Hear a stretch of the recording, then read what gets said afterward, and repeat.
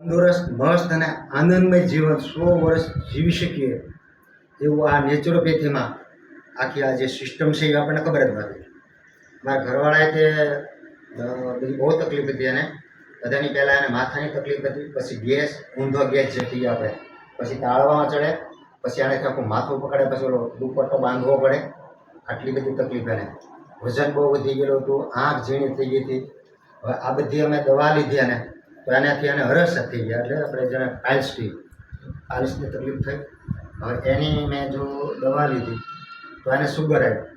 સુગરની દવા ચાલતી હતી ત્યાં કોલેસ્ટ્રોલ આવ્યું. પછી અમારે હરિયા હોસ્પિટલમાં વાપીની માત્ર 2015માં સ્ટેન્ડ બેસાડ્યું, 2.5 લાખનો ખર્ચો કર્યો અને દવાખાનામાં દાખલ કરી. જ્યારે એને તકલીફ થવા મળી ત્યારે શરીર એકદમ ભારે થઈ ગયું, ગભરાટ થવા ગયું અને ઓશિતાનું શું થયું. એટલે પછી વાહનમાં નાખીને દવાખાને લઈ ગયા અને આખું વિચિત્ર પ્રકારનું આખું શરીર થઈ ગયું. એટલે ડૉક્ટરે તપાસ કરી કે ભાઈ એટેક જેવું છે. એટલે પછી મને કે સ્ટેન્ડ મૂકવું પડશે અને એક ઇન્જેક્શન મારવું પડશે. એમાં ઇન્જેક્શનમાં તે બધા સ્ટેપ છે, 35,000 વાળું, 60,000 વાળું, 70,000 વાળું. મને કે તમારે કેવું મારવું છે? હું કહું તારી પાસે હારા ભાર હોય નહીં, મારે એક જ બેરી છે. તારી પાસે ભારે જે હોય એ માર ભાઈ. એટલે ઇન્જેક્શન માર્યું, સ્ટેન્ડ બેહાર્યું, 2.5-3 લાખનો ખર્ચો કર્યો અને દવા જે છે તે એટલી બધી દવા લોકો લખી આપે કે એનાથી એની રિએક્શન આવી અને એના રિએક્શનમાં જે બાળકોની કોથળી છે તે ખરાબ થઈ ગયા અને હાથના આંગળા જે છે આખા ઠગડાવા મળ્યા. એટલે દવાથી બહુ વધારે તકલીફ થઈ, કારણ કે ડૉક્ટર જે છે એણે ઓપરેશન કરેલું એટલે પ્રાઇવેટ એનું દવાખાનું હતું, એટલે ચેકઅપ ફાઇલના પૈસા ન લે, પણ મેડિકલ ઘરનું હતું બાજુમાં, એટલે આટલી બધી દવા લખી દે. આમ તો જમે નહીં તો ચાલે એટલી દવા હતી, કારણ કે જમવાનું થઈ જાય એટલી દવા, પેટ ભરાઈ જાય એટલી દવા હતી. પણ આ બધું ચાલતું થયું, બાળકોની કોથળી ખરાબ થઈ ગઈ. અને અમારે જનશિવ હોસ્પિટલ છે તો ત્યાં બતાવ્યું મને કે 35,000નો ખર્ચો આવશે. પછી બીજી ઉષા હોસ્પિટલ છે ત્યાં બતાવ્યું મને કે 45,000નો ખર્ચો આવશે, તાત્કાલિક કોથળી કાઢવી પડશે અને પછી ફિટ થઈ જશે, બાઈ મરી જશે. પછી ભગવાનને પ્રાર્થના કરી, જેમ નરસિંહ માતા હાકા મારે ને પ્રભુને પ્રાર્થના કરી, પ્રભુ ક્યાં અટક્યા છે? 84 લાખ યોનીમાં આવા સરસ મજાનો ભગવાને માણસનો ઉદાર આપણને આપ્યો છે, તો આપણે કંઈ ભૂલ હશે એમાં. તો આ નવી ભોજન પ્રથા અમારી પાસે આવી. મારા ઘરવાળા ભાવખરીમાં ગયેલા હૃદયમાં, ત્યાં જે બેન કરતા હતા ધીરુભાઈ પટેલ, આજે એ સુરતમાં જ છે અને એને આખી બધી સિસ્ટમ આપી અને કે આવું નેચર ભોજન તમે કરો, કુદરતી આપેલું જે ભોજન છે, શરીર કુદરતે બનાવ્યું છે અને ભોજન તમે કુદરતી અંદર નાખશો તો તમારે બધા રોગ વૈયા જશે. એટલે ઘેર આવીને મને વાત કરી કે મને કે આવું બધું કાચું બધું ખાવાનું. તો ભાઈ જો તારે જે કરવું એ કર, મારે આમાંથી કાંઈ કરવું નથી. મારે ધંધો કરવાનો, મોટા મોટા લાકડા ફેરવવાના, અને તને ડૉક્ટરે કીધું છે કે બધું કુદરતી ખાવા એટલે તું ખા. કાંઈ વાંધો. એણે શરૂ કર્યું, અઠવાડિયું 10 દિવસ 15 દિવસ કર્યું, એને ફરક લાગવા મળ્યો. પછી મને કહ્યું તમે શરૂ કરો, એટલે મેં શરૂ કર્યું. મને કમરની તકલીફ હતી 15 વર્ષથી અને આમ વાંકું વળાય, વજનનો દુષ્કાળ, વાંકું વળાય નહીં, બેસાય નહીં, પેટ મોટું, 85 કિલો 86 કિલો મારું વજન હતું. એટલે બેસવામાં તકલીફ પડે. દાંડિયા રસમાં ક્યાંય આપણે રાસ લીધો હોય તો એક રાઉન્ડ લઈને ત્યાં તો અંદર શરીર આખું થાકું થવા મળે અને એમ લાગે કે હવે આમાંથી રામ નીકળી જશે, આવું બધું થવા મળે. એટલે હું થયું કે આ શરીરમાં શું આવું થઈ ગયું. હવે એ બહુ તકલીફ હતી. બોમ્બેથી માંડી ભાવનગર સુધીના બધા ડૉક્ટરો કોઈ એમ કે અહીંયા હતો, કારણ કે માંદાને વૈદવાલ. બોમ્બેની વચ્ચે 2.5-3 લાખનો ખર્ચો કીધો આ કમરનો. મણકામાં ગાદીમાં કાંઈ ઓપરેશન કરવાનું છે અને 2 મહિના 3 મહિના બેડ રેસ્ટ, કાંઈ ઉઠવાનું નહીં.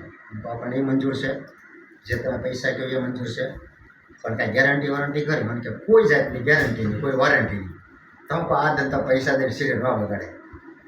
પછી આ નેચરોપેથી મેં શરૂ કરી. બીવી ચૌહાણ અમરેલી, જે નવી ભોજન પ્રથાના પ્રેરણા જે છે તે અમરેલીના છે. અમરેલીની બાજુમાં ગાવડકા ગામ છે. બી ચૌહાણ, બાલુભાઈ વાલજીભાઈ ચૌહાણ ઇલેક્ટ્રિક એન્જિનિયર છે. અને વર્ષો પહેલાં એને બધી તકલીફ હતી અને એણે આ બધી નેચરોપેથીની બધી શોધખોળ ખૂબ કરી અને કર્યા પછી એને એ પરફેક્ટ થયું કે માનવ જીવન 100 વર્ષ સુધી મધર નેચરના સાનિધ્યમાં જો આપણે જીવશું તો આપણને બહુ સરસ રિઝલ્ટ મળશે. પોતા પર ટ્રાય કરી, પછી ઘરના સભ્યો સાથે, પછી બધા ધીરે ધીરે આજે 30 થી 35 કરોડ લોકો કરે છે, થોડા ઘણા નહીં. અને આજે બધા નિરોગી છે. લાખો કરોડો લોકોને નવું જીવન દાન મળે છે. અને મારું પણ વજન 86 કિલો પહોંચી ગયેલું અને ડૉક્ટરે કીધેલું કે તમે 5 કિલો વજન નહીં ઉપાડી શકો. એના બદલે આજે 100 કિલોની ગુણ મારા ખંભે નાખી દો તો હું રોડની ઓલી બાજુ નાખી દઉં. તો મેં એમાં કર્યું શું? મારું ભોજન પરિવર્તન કર્યું, મેં બીજું કાંઈ કર્યું નથી. અને શરીરની સફાઈ કરી. એટલે સવારે ઉઠ્યા પછી નિર્જળ ઉપવાસ. આયુર્વેદની એક સૂત્ર છે, લંઘનમ પરમ ઔષધ. જ્યારે જ્યારે રોગ આવે ત્યારે ન ખાવું ન પીવું. પણ બહુ લાંબુ વિચારીને કાલે જ વાત કરી હતી તમે કે માણસનો અવતાર આપણને એને માટે મળે એવું આપણને લાગે. પહેલું તો આપણે ખાવાનું અને બીજું પૈસા કમાવાનું. આ બે જ વિકલ્પ છે મને એવું લાગે. બીજો કોઈ વિકલ્પ જ નથી. કોઈના લગ્નની કંકોત્રી આવી હોય તો આપણે એમાં સ્થળ ક્યાં છે, જમવાનો સમય શું છે, આટલું વાંચી. અને આપણને બ્રાહ્મણ માથે, વડઘોડિયા માથે બધો ભરોસો કે એ લોકો વ્યવસ્થિત આનું શાસ્ત્રો પ્રમાણે વિધિ કરશે. આપણે જમીન સાંડો કરી નીકળી જાય. અને બીજું પૈસા કમાવાનું. ઈટ ડીક બી મેરી, ખાઈ પીને મજા કરવાની. પણ ખાઈ પીને મજા ઘણી કરવી છે, પણ શરીર આપણને જો સાથ નહીં આપે તો કોઈ કામ નહીં. એટલે લંઘનમ પરમ ઔષધ. જંગલની માત્ર માણસ છોડી અને કરોડો જીવ રહે, 84 લાખ યોની છે માણસ છોડી. તો જંગલમાં કોઈ દવાખાનું ખરું છે? હોમિયોપેથિક આ કેટલું કરી શકે, કેટલું કરીએ છે. અને છતાં એક વાંદરું કે કૂતરું સારું જીવન એવું આપણે જીવી શકતા નથી. બરાબર છે? સર્વસ્વ સાહમ હૃદય નિવિષ્ટ. દરેકના હૃદયની અંદર ભગવાન આવીને બેઠો છે. મારું જીવન ભગવાન ચલાવે છે, મારું ખાધેલું પચાવે છે, રાત્રે સરસ ઊંઘ આપે છે, સવારે ઉઠું એટલે યાદશક્તિ આપે છે, મારું બ્લડ શરીરના એક એક સ્પેર પાર્ટમાં ફરતું રહેલું છે, મારો શ્વાસોશ્વાસ આ બધું કોણ કરતું રહેલું છે? કોઈ અદૃશ્ય શક્તિ અંદર બેઠી છે, જેને કહેવાય સિદ્ધગન શક્તિ, સુપ્રીમ વર્લ્ડ પાવર. સૂર્ય ચંદ્રને ચલાવનારી જે શક્તિ છે તે મારી અંદર બેઠી છે. આપણે કોઈના લગ્નમાં ગયા તો આપણે એટલું બધું ખાઈ લીધું, હવે પાચન ન થાય તો શું થાય? અહન વિશ્વા નરો ભૂતવા પ્રાણીના દેહમાં શીતો પ્રાણાપાન સમાયુક્ત 50 મહિના સુધી 4 પ્રકારનું અન્ન પીને, ચાવીને, સૂસીને, ગળીને. પત્રમ પુષ્પમ ફલમ તોય. એટલે દરેકના હૃદયમાં ભગવાન બેઠો છે. સર્વસ્વ સાહમ હૃદય નિવિષ્ટ. તો આ ભગવાનની અંદર શું ભોજન જોવે? આપણે આ કારખાનાની માહિતી કોઈ કારીગર કામ કરતા હોય અને એને આપણે જે મટીરિયલ જોતું હોય એની કરતાં આપણે ઉલટું મટીરિયલ આપીએ તો શું થાય? દુનિયામાં કોઈ પણ જગ્યાએ કોઈ પણ વસ્તુમાં ચાલતું નથી જેને આપણે કહીએ કે માનવ સર્જિત વસ્તુ, જે માણસે બનાવેલી વસ્તુ. સામાન્ય રીતે આપણે પંખો લઈએ, આ માણસે બનાવ્યો છે. હવે આ સિંગલ ફેસ ત્યાં બરાબર છે બેનો? સંભળાય છે? હવે આને આપણે 3 ફેસ શેડ આપીએ તો શું થાય? કોઈ પણ વસ્તુ લો, ફ્રીજ લો, ટીવી લો, કોઈ પણ વસ્તુ દુનિયાની તમે લેશો તો બધાના નિયમો છે. એક ઓલું ગ્રાઇન્ડર આવે ને, નાની જયાણી ઇલેક્ટ્રોનિક, એની સાથે કેટલોગ આવે કે તમારે આમ ચલાવો, આમ કરવું, આમ કરવું. ફ્રીજ હોય તો એની સાથે, બધાની સાથે કેટલોગ આવે. તો 84 લાખ યોનીમાં આપણને માણસનો અવતાર ભગવાન આપ્યો છે. આપણી પાસે એવો કોઈ કેટલોગ ખરી કે 100 વર્ષ સુધી તંદુરસ્ત, મસ્ત અને આનંદમય જીવન જીવું? કેવું જીવન? સુખી જીવન નહીં. સુખી જીવન અલગ છે, આનંદી જીવન અલગ છે. તો 18 પુરાણ, 4 વેદ અને શ્રીમદ ભગવદ્ ગીતા આપણું જ્ઞાન શાસ્ત્ર છે. ભગવાને ગીતામાં 700 શ્લોકમાં આપણને સમજાવ્યા છે કે તમે આમ કરો, આમ ખાઓ, આમ પીવું. દુર્યોધનને સમજાવ્યો ભગવાને કે આ તારો ભાઈ છે, તારે આપી દેવું જોઈએ. એટલે ભગવાને ખૂબ સમજાવ્યા, પણ આપણને કાંઈ ગળે છે ઉતરતું નથી. આપણા ઋષિમુનિઓ એટલા આવ્યા, કેટલા ઋષિમુનિએ આખું જીવન આપી દીધા. હાડકાનું ખાતર, લોહીનું પાણી, આટલા જીવનો આપી દીધા. આયુર્વેદ એટલા, દવાખાના એટલા, હોમિયોપેથિક, ચારે બાજુ નોસ્ટોપ. ગાયને કાંઈ કરવું પડે, ભેંસને કાંઈ કરવું પડે, સિંહને કાંઈ કરવું પડે, કોઈને કાંઈ કરવું પડે છે?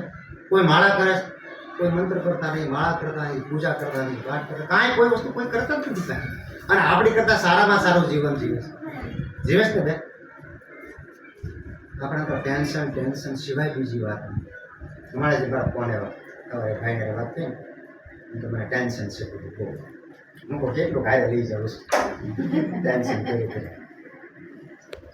એટલે બહુ સરળ, સીધું અને ભગવાન સુધી પહોંચવા માટેનો રસ્તો છે. એટલે સવારે ઉઠ્યા પછી જેટલો ઉપવાસ થાય એટલો કરવાનો. લંઘનમ પરમ ઔષધ. સવારનો જે ઉપવાસ છે, સવારે લેટ્રિન ગયા પછી ઉપવાસ શરૂ થાય. આપણું પેટ સાફ થઈ જાય પછી આપણા ઉપવાસથી શરૂઆત થાય. જેટલા કલાક રહેવાય એટલા કલાક. શરીર સાથે આપણે અતડાઈ નથી કરવાની. મારે કોઈ સવારે 7 વાગે ઉઠી ગયું અને 9 વાગે 10 વાગ્યાને ભૂખ લાગી જાય છે તો 9-10 વાગે ગ્રીન જ્યુસ બનાવીને પી લેવાનું છે. પણ પછી 10 વાગ્યા સુધી, 11 વાગ્યા સુધી, 12 વાગ્યા સુધી જેટલું ખેંચાય એટલું. અને જેને વજન છે એ થોડો વધારે ઉપવાસ કરે તો વધારે ફાયદો થશે. પછી એમ લાગે કે હવે નહીં રહેવાય તો ગ્રીન જ્યુસ બનાવીને પી લેવાનું. અને જે પીવાનું છે એમાં કોઈ લિમિટ નથી. 2 ગ્લાસ, 3 ગ્લાસ, 5 ગ્લાસ, પેટ ભરાય એટલું. ખાવાનું ઓછું કરવાનું નથી, ખાવાનું આપણે બદલવાનું છે. પણ સવારનો ઉપવાસ છે એ બહુ આપણા માટે ઇમ્પોર્ટન્ટ છે. ત્યાર પછી મને 1 વાગે તમે જ્યુસ પીધું, 2 વાગે 3 વાગે ભૂખ લાગે તો કોઈ પણ જાતનો સલાડ ખાઈ શકીએ. ગાજર, કાકડી, ટમેટા, અત્યારે સિઝનલ હવે શિયાળો શરૂ થયો છે તો બધા શાકભાજી બહુ સરસ મળે છે. સાંજના કાંઈ ભૂખ લાગે તો સાંજના પણ તમે કોઈ પણ જાતનું ફ્રૂટ ખાઈ શકો છો. અને રાત્રે એક ટાઈમ જમી લેવાનું છે. રાત્રે જે જમવાનું છે એમાં જુવાર, બાજરી, નાગલી, મકાઈ, રાગી, જવ, ઘણું મિલેટ આવ્યું છે ને, આની આપણે રોટલી બનાવી શકાય, રોટલો બનાવી શકાય. જુવાર, બાજરી મિક્સ અથવા જે આપણને અનુકૂળતા હોય એ પ્રમાણે. ઘઉં બિલકુલ બંધ. અને 80% શાક. એમાં વેલાવાળું જે શાક છે એ આપણે પાચનમાં વધારે સારું પડે. જે ઉપર લટકાતા હોય ને, તુરિયા છે, ગલકા છે, ઘીવડા છે, ટૂંકમાં વેલાવાળું શાક એ પાચન જલ્દી થઈ જાય. એટલે શાકનું પ્રમાણ આપણે વધારે લેવાનું છે. 80% શાક અને 20% માનાજ. એટલે રાત્રે પેટ ભરીને જમી લેવાનું છે. 10-11 વાગે જ્યુસ પીવાનું છે, પછી સલાડ ખાવાનું છે, પછી ફ્રૂટ ખાવાનું છે અને રાત્રે જમવાનું છે. એટલે અડધા દિવસમાં આપણે 4 વાર ખાવા પીવાનું છે. આમાં કોઈને તકલીફ પડે એવું લાગે છે? બરાબર છે?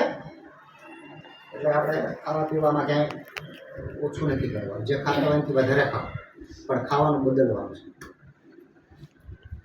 અને 2 ટાઈમ એનીમાં કરવાની છે. પહેલાં અઠવાડિયું આ કરવાનું છે. અઠવાડિયું તમને લાગે કે નાના આપણને શરીરમાં ફાયદો છે, પછી આપણે બધાને મેં કરાવ્યું છે. બરાબર છે? બધા લોકોને મેં એનીમાં શરૂ કરાવી છે. પણ આપણે અઠવાડિયું 10 દિવસ પહેલાં એમ જ કરવાનું છે. આપણને શરીરમાં ફાયદો લાગે, હળવું થાય પછી આપણે આ શરૂ કરવાનું છે. સવારે એનીમાં કરવાની છે 4 થી 5 ડબ્બા. બપોરે જ્યુસ પીધા પહેલાં ખાલી પેટ આપણે અંદરથી બધો મળ કાઢવાનો છે, કચરો કાઢવાનો છે, દિવાલોમાં જે ચોંટી ગયેલું છે વર્ષોથી તે આપણે બધું કાઢવાનું છે. એટલે ભૂખ્યા પેટે આ કરવાનું છે. એટલે સવારે ઉઠીને કરવાનું છે એનીમાં. અને બપોર સુધીમાં આપણે જો કાંઈ ન નાખેલું હોય, પેટ આપણું એકદમ ખુલ્લું હોય, સવારે તમે જે એનીમાં કરી છે એનાથી તમારા શરીરમાં જે મળ છે તે પલળીને તૈયાર થઈ ગયો છે. તો તમે બપોરે એનીમાં કરશો તો જે સવારે મળ પલળેલો છે એ બપોરે ફટાક દેખાવા નીકળી જશે. અને રાત્રે જમ્યા પહેલાં થાય તો વધારે સારું. અને જમીન પછી જો કરવું હોય તો જમ્યા પછી 1-8 કલાક 1.5 કલાકે થઈ શકે. એટલે પેટમાં જે ચીકટેલો મળ છે એ આપણે બધો કાઢી નાખશું. એમાં કૂડા, કચરા, જંતુ બધું બહુ વર્ષોથી પીડ્યું છે, વર્ષોથી. અને જેણે એનીમાં કરી છે અને જેનો કચરો નીકળ્યો છે એને જ ખબર છે કે કેટલો અંદર ભયંકર કચરો છે. આવો બહાર રોડ ઉપર ન હોય ને એવો કચરો અંદર ભર્યો છે. અમે જ્યારે એમાં કરતા હતા તો એટલું બધું અંદરથી ખરાબ નીકળ્યું અને એક તો આવું લાંબુ આંતરડા જેવું નીકળ્યું. મારા મિસિસને બતાવ્યું મેં અને બહાર કાઢીને ફોટો પાડ્યો. એટલે લોકોને આપણે માર્ગદર્શન આપવાનું છે. આપણે પોતે સુખી થવાનું છે અને બીજાને પણ કરવાના છે. દીપ છે દીપ જલાના છે. એટલે આ જ્ઞાન એવું છે કે લોકો સુધી પહોંચાડવાનું છે અને ભગવાનને સતયુગ લાવવો છે. એટલે સતયુગનું આ કામ છે. આ કોઈ સામાન્ય કામ નથી, બધાની કરી છે. વગર દવાએ, વગર પૈસે, વગર ડૉક્ટરે કાનમાં ભૂંગળા ભરાવ્યા વગર, કાંઈ તપાસ કર્યા વગર, મશીનમાં નાખ્યા વગર, કોઈ એકની દવા પાયા વગર, ડોઝ પાયા વગર, ફોટા વિડીયા કાંઈ કર્યા વગર જો ફોનમાં મટી જતું હોય, ભાઈ ફેર પડી જતો હોય તો અલૌકિક વસ્તુ કહેવાય કે નહીં? કહેશો બેન, તમે શું કહેશો? ફોનમાં લાખો લોકોને કરાવું છું. અમારા ટેમ્પલેટ વાંચીને લાખો લોકો કરે છે. એટલે ખરેખર આ જે કુદરતની જે સિસ્ટમ છે એ આપણે પકડવાની, બીજું કાંઈ કરવાનું, કોઈ ખર્ચો નથી. ખર્ચો ઓછો થશે, આપણો ઘરનો ખર્ચો ઓછો થશે, પૈસા બચશે અને શરીર બચશે. અમારા ઘરનો ખર્ચો 30-35 હજારનો હતો દવા સાથે. મારા મમ્મી પપ્પા અમે 2 જણા. દવા બધી બંધ થઈ, ડૉક્ટર પાસે જવાનું બંધ થયું. ત્યાં ડૉક્ટર પાસે જવામાં જે સમય બગડતો હતો, પેટ્રોલ, તમે ગણતરી કરો તો એની કોઈ કલ્પના નહીં. આજે અમે હાવ ફ્રી થઈ ગયા. અને આ ભગવાનનું ઋણ શનિ મારે ભગવાનને પાછું અદા કરવાનું છે. 7 જણ મારા વયા જશે તો હું નહીં અદા કરી શકું, એટલું ઋણ પ્રભુમાં છે. ઓલરેડી હતું જ, પણ આ બીમારી આવ્યા પછી મને એવું લાગતું હતું કે વિશ્વમાં આ મારી બીમારી કોઈ સારી નહીં કરી શકે. તમારે અહીંયા વાપીની આજુબાજુમાં પેલા ધરમપુર છે, ધરમપુરથી શબરીધામ છે 50 કિલોમીટર જંગલમાં. ત્યાં એક લખુભા ચોરિયા કહી છે. તો તમે ત્યાં જાઓ એટલે મણકા કરે, તેલ ચોળે અને એક બાટલી આપે.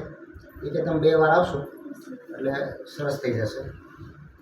પણ હું લગભગ 4 થી 5 વાર ગયો અને ફેર ન પડે. ત્યાંથી તમે આગળ જાઓ ને તો ત્યાં બધા પાંદડા હોય ને, ઝાડના પાન, કેળના પાન, મોટા મોટી કુંવારે બાંધવા માટે આપે. ત્યાં ઘણા સમય જઈએ. પછી ત્યાંથી તમે આગળ જંગલમાં, બહુ અંદર જંગલમાં, પછી મોટા મોટા ફાકીના ઢગલા કરી દે, જે 100-150 રૂપિયા. પણ તમે ફાકીના 7-8 ઢગલા જોવો ને તો તમને થાય ભાઈ મને બધું મટી અને આપણે મોઢામાં નાખવું. એટલે આ બધા બહુ ટ્રાયું, બહુ ખતરા, બહુ બધું કર્યું. પણ પછી ખરેખર ખ્યાલ આવ્યો નવી ભોજન પ્રથાથી કે આપણા શરીરની માત્ર આપણે જે કચરો નાખ્યો છે તે આપણે સાફ કરવાનો છે.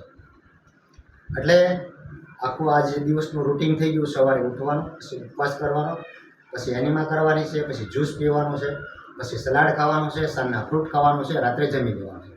હવે જેને વધારે ખાસ રિઝલ્ટ જોવે છે તેને 1 દિવસ જમવાનું, 1 દિવસ નેચર ભોજન કરવાનું. નેચર ભોજનમાં બહુ બધી વેરાયટી છે. આપણે જે બનાવીશ ને એની કરતાં બહુ વેરાયટી ઘણી છે, આપણે બનાવવી પડે અમુક પાસે. એટલે આ રીતે આપણે કરવાનું છે. અને હવે મેન વસ્તુ છે કે આપણે જે નથી ખાવાનું, આ બહુ એક મોટો મુદ્દો છે અને બહુ મોટો કોમન પ્રશ્ન એક એવો છે કે ભાઈ અમને પાલક મળતી નથી, આમળા મળતા નથી, તો અમારે શું કરવું? હવે એમાં પાલક મળે કે ન મળે એ સાઈડની વાત છે, પણ જે નથી નાખવાનું તો પહેલાં બંધ કરીએ. આપણા શરીરની માત્ર શરદીથી માંડીને કેન્સર સુધીના ભયંકર રોગ જે ઊભા કરે છે એવી વસ્તુ તો આપણે બંધ કરવી ને. પેટ્રોલની ગાડીમાં આપણે ડીઝલ નાખીએ, કેરોસીન નાખીએ તો શું થાય? શું થાય કહેશું? ચાલે? નહીં ચાલે. આની માટે બધું ચાલે. ઊંટ મૂકે આંકડો અને બકરી મૂકે કાંકરો, બધું જ નાખીએ, બધું નાખીએ, ચાલે. શું કામ ચાલે છે? ભગવાનને આપણને જીવતા રાખવા છે. કારણ કે બહુ મોટું ચક્કર મારીને આવ્યા છે, 84 લાખ યોગ. એટલે આપણી માં જે છે, માં પ્રકૃતિ જેને કહીએ આપણે, આકાશ વાયુ અગ્નિ જળ, આપણી માને આપણને જીવતા રાખવા છે. જ્યાં માનો પ્રેમ દીકરા પર હોય, આજ સુધરશે કાલ સુધરશે, આ ભાવથી આપણી માં આપણું જીવન ચલાવતી રહી છે. એટલે જે નથી ખાવાની વસ્તુ મુખ્ય, તેમાં પહેલી વસ્તુ આવશે એનિમલ પ્રોડક્ટ્સ, જેને આપણે કહીએ દૂધ. દૂધ જે છે દૂધ જે છે તે સંપૂર્ણ આહાર છે એમ આપણે બધાનું કહેવાનું છે. અને આપણને સ્કૂલમાં, કોલેજમાં, બધા વિશ્વમાં આપણને આ શીખવાડ્યું છે કે દૂધમાં પ્રોટીન છે, કેલ્શિયમ છે, આ છે, તે છે. પણ નેચર સિસ્ટમ અમે શરૂ કર્યા પછી ખ્યાલ આવ્યો કે દૂધ છે એ જ રોગનું કારણ છે. ખબર જ નથી. એટલે દૂધની બધી વસ્તુ બંધ કરવાની છે. એમાંથી જે કાંઈ બનતું હોય તે બધું જ બંધ. આજે અમે આ દૂધ બંધ કર્યું છે ત્યાં દાદા ભગવાનમાં શિબિર હતી આજથી 8.5 વર્ષ પહેલાં, 8.5-9 વર્ષ પહેલાં. અને હું શિબિરમાં આવેલો. ચૌહાણ સાહેબ પોતે શિબિરમાં આવેલો. ડાક શિબિર હતી 8 દિવસની. એમાં 3જે દિવસે દૂધનો વિષય આવ્યો. અને ચૌહાણ સાહેબે પોતે કીધું કે દૂધ જે છે એનિમલ પ્રોડક્ટ છે તે એના બચ્ચા માટે છે, એના બાળકો માટે છે, એ આપણે માટે નથી. ગાય છે તે આડી બનાવેલી છે, ભેંસ કે કોઈ પણ તમે લેશો જાનવર તો એની રચના આખી અલગ છે. માણસની જે રચના આખી અલગ છે, એના હોર્મોન્સ છે, એના જે બેક્ટેરિયા છે, એના જે લોહીના જે તત્વો છે. કારણ કે જે વસ્તુ છે, મતલબ ગાય છે તો એની વસ્તુ એના બચડામાં નાખે તો એની જેવો આકાર થાય. પછી ભેંસ જે છે તો ભેંસના બચડામાં એનું જે દૂધ નાખે તો એની જેવું થાય. હવે ગાયનું બચ્ચું જે છે તે તમે ગામડામાં છો ખ્યાલ હોય 2, 2.5, 3 વર્ષે તો મોટો બળદ થઈ જાય. બરાબર છે ને ભાઈ? અને એ દૂધ આપણા બાળકને આપીએ તો આપણું બાળક કેટલા વર્ષે થાય જવાનું? 15-16 વર્ષ થાય. એટલે એના ગ્રોથ મળતા રહે. અને દૂધનો વિષય જ્યારે આવ્યો 3જા દિવસે ચૌહાણ સાહેબ આખા દૂધ વિશે વાત કરતા હતા. એટલે મેં મારા ઘરવાળીને ફોન કર્યો ત્યાંથી કે સવારનું દૂધ આપણું આવી ગયું છે, પણ હવે સાંજનું દૂધ આપણે ઘરે ન આવવું જોઈએ. આજે 8, 8.5 વર્ષ થઈ ગયા. અમારા ઘરમાં એક પણ દૂધનું ટીપું આવ્યું નથી. એક પણ દૂધનું ટીપું મોઢે લગાડ્યું નથી. અને કોઈ જાતની તકલીફ નથી. એટલે 80% રોગ છે. આપણે ટ્રાય કરીને જોઈ લેવાનું. આપણે બધું અહીંયા વાતો કરી વાત સાચી છે, પણ આપણા શરીર ઉપર આ ટ્રાય કરવા માટેની વાત છે. આપણે જોઈ લેવાનું આપણે કેમ લાગે છે. એટલે એનાથી શું થશે કે ગાયના, ભેંસના જે એના મોઢે આપણે છીનવીને જે ખાધું છે, એના બાળકોની જે હાય છે, એનું બચ્ચુંને જ્યારે આપણે દોવા જઈએ ત્યારે લઈ જાય, બરાબર છે. અને જ્યારે એનું બચ્ચું એને મમ્મ કરવા જાય મમ્મી, ત્યારે એની મમ્મી અંદરથી પોપ વાલ એના માટે ખોલે છે. બાકી તમે બોગડો લઈને જાઓ તો ન દોવા દે. તો એનો પરાવો કહેવાય ને. તો એનો અર્થ શું છો? આપણે ખાલી કલ્પના કરવાની છે. અહિંસા પરમો ધર્મ. આપણે ભગવાન પાસે જ્યારે જાશું આ દુનિયા છોડી ત્યારે સત્કાર્યોનું મોટું બેલેન્સ લઈને જવાનું છે. 1000ની નોટ લઈને જવાનું છે. કેટલાની? હા. પણ હું આપણે માઇનસ જતા જઈશ. બેલેન્સની તો વાત સાઈડમાં રહે. એટલે જ્યારે આપણે દોવા જાય છે ત્યારે પછી એના વાસણાને ખેંચી લે છે, પણ એને ખેંચવું પડે છે. હવે આવું આપણી સાથે કોઈ કરે તો કેવું લાગે? આપણે કલ્પના કરીએ ખરી. આપણું બાળક ધાવતું હોય કોઈ ખેંચી લઈ જાય, એ ખાલી કલ્પના કરે. એના અંતરાત્મામાં એનો જે આત્મોસિક બળતો હોય, હળ બળતો હોય, પણ એ મજબૂર છે. આમાં તાકાત નથી. હવે સિંહ હોય કે ઝાપટ મારે માણસનું દૂધ બની ખાઈ જાય. સારામાં સારું દૂધ તો સિંહણનું છે. સિંહણનું દૂધ સોનાના પાત્રમાં રહે, આવી કહેવત છે. તમને ખ્યાલ છે તમને કોઈને? બરાબર છે ને? કોઈ સામાન્ય પાત્રમાં સિંહણનું દૂધ રહે પણ નહીં. તો આપણે 2 લીટર પી ગયા તો આજીવન રોગ ન થાય. હાથે દોવું પડે. દોવા જઈએ તો શું થાય? સિંહ એનો જે હસબેન્ડ છે એને બેઠો હોય અને શ્લોક બોલ્યા વગર, યજ્ઞ શિષ્ટા બોલ્યા વગર આપણો નાસ્તો કરી જાય.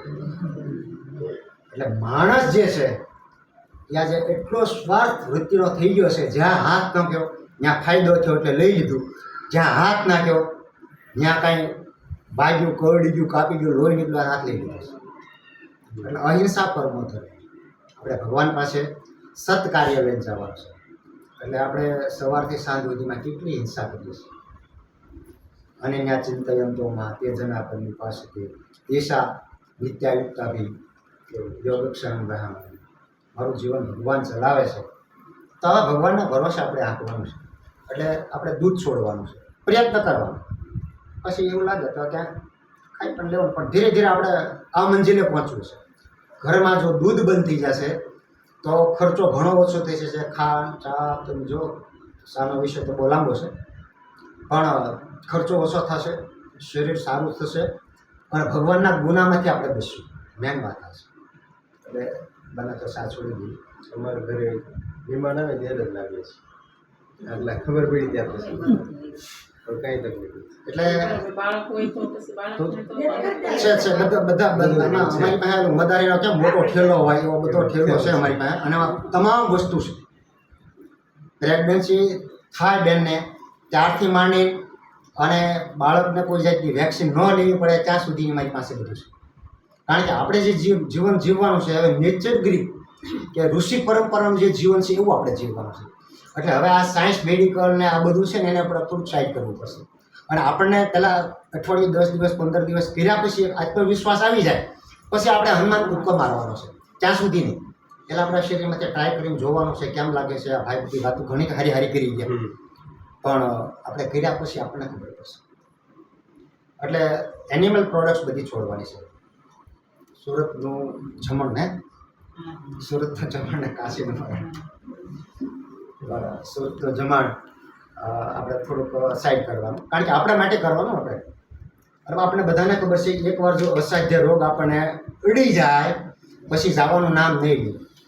પેલું કેમ આપણે ગામડામાં પહેલાં વળગતું કે હું તારો જીવ લઈને જાશ, શું કે ડાકલા કરી, ભૂવા કરી, દાણા જોવરાવી, પાઠ મંડાવી, ઓલો તવા મૂકીને હા કાળું ખૂબ ગરીબ આવે, પણ એ પછી છેલ્લે એમ કે હું જીવ લઈને જાશ.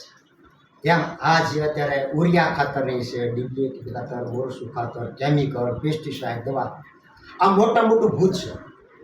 અને આ એકવાર વળગે પછી વિશ્વમાં કોઈના બાપની તાકાત નથી કે તમારું ભૂત કાઢી.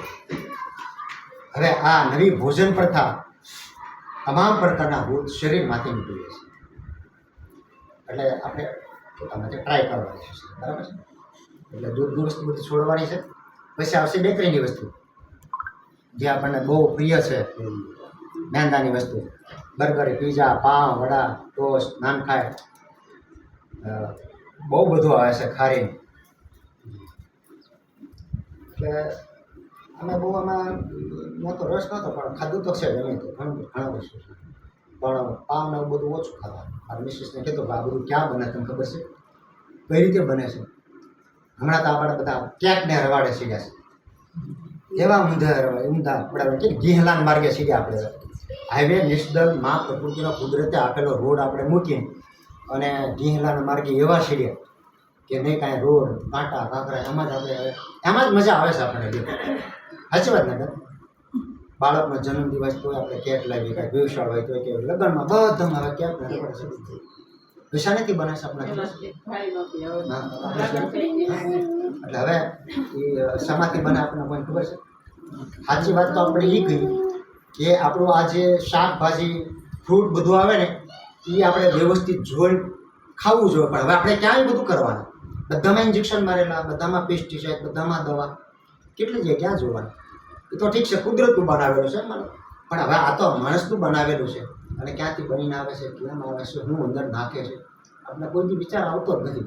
બસ આવવા દે, જીભને ગમ્યું ખાયું, બસ આવ્યા. એટલે આપણે બેકરીની વસ્તુ છોડવાની છે, દૂધની વસ્તુ છોડવાની છે.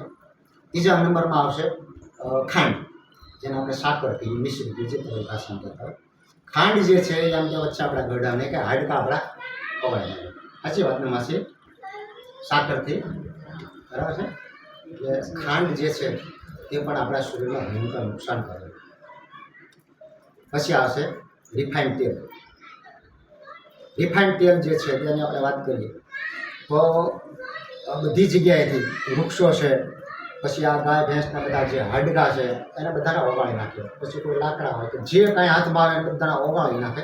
અને એમાંથી જે તેલ નીકળે એ તેલને એટલું બધું હાઈ પાવર ઉપર ડિગ્રી પર ગરમ કરે જરાક કે એનું જે અસ્તિત્વ છે એ ભૂલાઈ જાય. કે માનો કોઈ લાકડામાંથી તેલ કાઢ્યું હોય તો લાકડાનું અસ્તિત્વ એ તેલમાં ન રહે. પછી એટલું ડિગ્રી ઉપર ગરમ કરે એટલે એક સરખું કોઈ જાતના સ્વાદ વગરનું એ તેલ બની જાય. અને પછી આમાં 5 લીટર 2000 કે 3000 ટાઈમમાં 5 લીટર એસેસ નાખી દે સિંગનું, પછી સિંગ તેલ, તલનું એસેસ નાખી દે તો તલ તેલ. એટલે આપણે એમાં પણ વિચારવું જોઈએ કે દેશી ઘાણાનું જો મળતું હોય લોકો નરેશભાઈની આ મશીનો બનાવે છે એટલે ખર્ચો થાય ભલે થાય પણ એક મશીન લાવીને ઘેર મૂકી દો આપણે બીજા સામે તો નીકળે. અમુક વિચારવાનું ભવિષ્યનું. પણ આ સિંગ તેલ જે છે કે તલ તેલ છે આ બધું બહારથી જે આવે છે તો એ બધું ભયંકર છે, આપણા શરીરમાં નુકસાન કરવાવાળું છે. હવે તો આપણે ઘરની વાત કરીએ, બહારની થોડીક આમ જો વાત કરીએ તો બહાર આપણે જે રોડ ઉપર જે ખાઈએ છીએ એ શેનું તેલ હશે? કલ્પના કરીએ ખાલી. હમણાં એક વિડીયો આવ્યો હતો વોટ્સઅપમાં, તો આપણું જે ઓઇલ હોય ને એન્જિનનું ઓઇલ એની માટે ઓલા મોટા પાપડ તળીને આપણે બતાવીશ. એટલે જો આપણી જીભને આપણે કંટ્રોલ નહીં કરીએ તો હેરાન બધી ભયંકર. એટલે સિંગ તેલ ઘરે આપણે કંઈ મળે એ વ્યવસ્થા કરશું, બરાબર છે. છેલ્લું આવશે નમક, જે આપણે ટાટાનું નમક કહીએ આપણે, વ્હાઈટ સમુદ્રી નમક આવે ને એ પણ આપણા શરીરમાં એટલું નુકસાન કરે છે. એની જગ્યાએ આપણે બધા ઓપ્શન લઈશું કે ભાઈ જે નમક છે એની બદલે આપણે સિંધવ નમક વાપરશું. નમક કોઈ પણ જાતનું આપણે ખાવાનું નથી. બીપીવાળાએ હાવ બંધ કરી દેવાનું, જેને બીપી કાઢવું છે એને આજથી જ બંધ કરી દેવાનું. એટલે નમક છે આપણને બધી રીતે બહુ નુકસાન કરે છે. જેમ દૂધ નુકસાન કરે છે, તેલ નુકસાન કરે, એટલું બધાની જોડે જોડ ઊભું છે. એટલે કોઈ પણ જાતનું નમક ખાવાનું નહીં. આવો આપણે સંકલ્પ મોટો લઈશું ને, શરીર કરતાં થોડું મોટું હોય. આપણે કોઈ એમ ઘણા મને પૂછતા કે ભાઈ આ તમે જે નેચરોપેથી કરો એમાં આયુષમાં કાંઈ ફેર પડે? એટલે મેં એને કીધું કે હું જ્યારે નેચરોપેથી નહોતો કરતો, મારું 86 કિલો વજન હતું, કમરની તકલીફ હતી, માનસિક તકલીફ હતી, બધી બહુ તકલીફો જ્યારે હતી ત્યારે મને એવું લાગતું હતું કે હવે આ શરીર 10 વર્ષ કામ કરશે, 10 વર્ષથી વધારે હાલશે. આપણને એક અંદાજ આવે કે આટલું કામ કરશે એવું લાગે. નેચરોપેથી કર્યા પછી મારું 35 કિલો 3 મહિનામાં વજન ઓછું કર્યા પછી મારું શરીર તંદુરસ્ત મસ્ત. અને કોઈ એમ કે થાંભલા ઉપર ચડ્યા તો હું થાંભલા ઉપર ચડી જાઉં બની ગયું મારું. અને પછી મને કોઈ પૂછ્યું, મેં કીધું મારું શરીર 150 વર્ષ હાલશે. કેટલા મહિનામાં? ખાલી 3 મહિનામાં. શું કર્યું મેં ભોજન પરિવર્તન કર્યું, એનીમાં કરી, ખૂબ મોટો કેરબો ચડાવી દીધેલો, સવારે સાંજ બહુ એનીમાં કરી, અને 35 કિલો કચરો કાઢી નાખ્યો. અને ત્યાર પછી એવું લાગવા મળ્યું અંદરથી કે આ શરીર 150 વર્ષ સુધી હાલશે. હવે આનાથી બીજું શું જોયું આપણે? વગર દવાએ વગર પૈસે ઘેરે બેઠા ફોનમાં ફ્રીમાં માનવ સેવા. અમે તો તૈયાર છીએ. હવે તમે કેટલા એગ્રી છો એની ઉપર આધાર છે. લાખો રૂપિયા આપણે ડૉક્ટરને આપીએ છીએ પણ કાંઈ ફેર પડતો એ ખરું છે, બીજું એ જ દવાથી. એટલે રિફાઇન્ડ તેલની જગ્યાએ આપણે દેશી ઘાણું ખાવાનું છે. ખાંડ છે એની જગ્યાએ આપણે ગોળ વાપરશું. આપણે પહેલાં બધા જે છે ગોળ વાપરતા હતા, ચામાં ગોળ વાપરતા હતા, એટલે ગોળ વાપરી દઈશું. બર્ગર, પીઝા, પાઉં વડા આપણે જે છે એની જગ્યાએ આપણે શાક રોટલો ખાઈ શકીએ રાત્રે એક ટાઈમ. કમ્પ્લીટ થઈ જાય શરીર આખું તો રાત્રે જમી શકાય. ઇડલી, ઢોસા, સંભાર, ઘઉં અઠવાડિયે એકાદ વાર ખાવ તો ન ખાય તો વધારે સારું. કારણ કે જો શરીર સામું જો આપણું લક્ષ્ય હોય અને બપોર પછીનું જે જીવન છે ને બળદું, આમાં તો શરીરને બહુ સાચવવાનું બે. અને સાચવું હોય તો પછી ઘઉં બિલકુલ બંધ કરવાના, નાંદાની વસ્તુ બંધ. અમે આજ બંધ કરી દીધું. હું જે બોલું છું ને મારા ઉપર ટ્રાય કર્યા પછી બોલું છું. એટલે ગોળ જે છે એ સારો તો નથી. ગોળ જે છે એમાં આધ્યાત્મિક જો વાત કરીએ, આમ શરીર માટે આમ નુકસાન કરતો એટલો નથી, પણ આધ્યાત્મિકમાં તમે જો લાંબુ વિચારો તો જ્યારે ગોળ કાઢતા હોય ત્યારે એમાં કેટલા મકોડા, કેટલા જીવ જંતુ, એ કલ્પના ખાલી કરીએ ને તો આપણને ઊંઘ ઉડી જાય એવું છે કે આટલા બધા પાપ એને આપણે ભગવાન પાસે જવા. આ બધાના જવાબદાર કોણ છે? આપણે શું? આખું સુરત દૂધ પીવે છે ત્યારે એટલી ગાયોને ભેંસોને તકલીફ થાય છે, આપણે બંધ કરી દઈએ તો. એટલે આપણે ખાંડની જગ્યાએ ગોળ વાપરવાનો છે. અને જે બર્ગર, પીઝા, પાઉં વડા ખાતા હોય એટલે આપણે શાકને રોટલો લેવાનો છે. દૂધ છે, હવે દૂધનો જે વિષય લાંબો છે, પણ દૂધ જે છે એમાં આપણે નાળિયેરનું દૂધ બનાવવાનું છે. નાળિયેરના ટુકડા કરી મિક્સરમાં નાખી દેવાના, એમાં થોડુંક પાણી નાખવાનું અને બરોબર ગ્રાઇન્ડ કરી નાખવાનું. અને પછી કંઈ કપડું અથવા તો કંઈ જાળી છે ભાઈ પછી એ જાળીથી બરોબર નીચવી લેવાનું, એ કૂચો પાછો નાખવાનો, પાછું પાણી નાખવાનું. આવું 4 વાર કરશું એટલે એક નાળિયેરમાંથી 1 લીટર દૂધ નીકળશે. એટલે આજે નાળિયેરના 20 થી 25 ભાવ આવશે. એટલે એક નાળિયેરમાંથી 1 લીટર દૂધ કુદરતનું બનાવેલું, મા પ્રકૃતિનું બનાવેલું આપણા શરીરમાં ફાયદો ફાયદો ફાયદો થશે, નુકસાન તો નહીં જ કરે. એટલે આજનું જે દૂધ છે કેવું છે આપણને ખબર છે, ગાય ભેંસનું તો કદાચ મળતું હોય ન મળતું, પણ આજે એટલું બધું કેમિકલ નાખીને જે બને છે દૂધ, એ શરીરમાં ભયંકર રોગ ઊભા કરશે. એટલે થોડું થોડું આપણા માટે આપણે છોડવાનું ટ્રાય કરતું જવાનું, સ્ટેપ બાય સ્ટેપ આગળ આવતું જવાનું છે, બરાબર. એટલે દૂધ છોડવાનું છે. અને 3 મહિનાનો આ જો એકવાર સળંગ કોર્સ થઈ જાય, હવે જો કે દિવાળી ગઈ અને આ બધું ગયું છે, એટલે હવે એક સરખો કોર્સ જેને કહીએ આપણે 90 દિવસનો કોર્સ એક સરખો કરી નાખવાનો. એટલે 90 દિવસમાં આખું શરીર એકડે એકથી નવું બની જશે. બાળક જન્મેલું હોય ને કેવું બધું હોય એવું શરીર મસ્ત થઈ જશે. પણ રાંધેલું બિલકુલ બંધ, અથવા તો ન રહેવાતું હોય તો એક દિવસ રાંધેલું, એક દિવસ નેચર, આ રીતે થાય છે, બરાબર છે.